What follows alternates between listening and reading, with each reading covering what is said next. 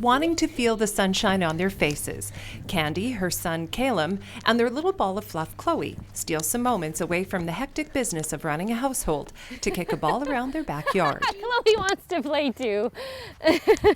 But not so long ago, Candy suffered the debilitating effects of chronic fatigue syndrome, a condition that left her constantly exhausted and never well rested, no matter how much sleep she got. Oh, got one past you. And as a result, Candy was a mom who could provide only the very basics for her son.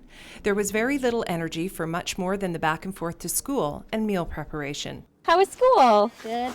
Good. Often, Caleb was left to his own devices, but because of a strong maternal instinct, Candy tried to fight back, leaning on the advice of friends who told her it was all in her head. You start to look at the world in terms of energy. How much energy does it take to go to the store? How much energy does it take to prepare a meal or whatever that might be? And monitor how much you can do and not do based on how you evaluate the energy of that. Eventually, Candy sought out conventional medical advice, where doctors told her she was depressed. And soon, those who couldn't relate and didn't understand what she was going through started calling her lazy and unmotivated.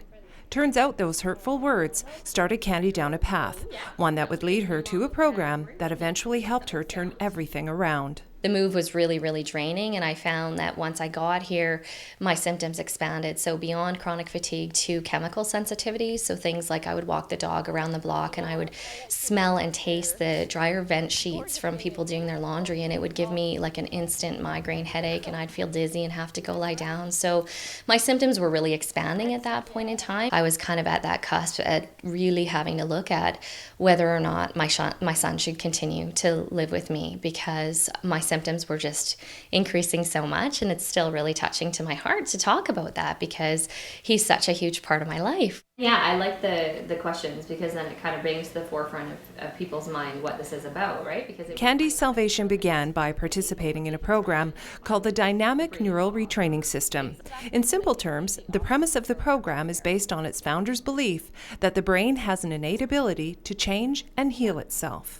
It was the second day of the program at lunchtime, and another participant and I went for a walk to just try and get some fresh air.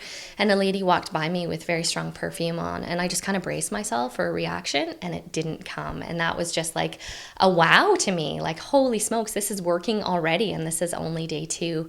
So that gave me the motivation that, okay, if this can work for chemical sensitivities this quickly, then absolutely I can recover from my chronic fatigue. Face off, ready? NHL. Candy is now fully recovered, and a lively game of mini sticks with Caleb seems to prove it.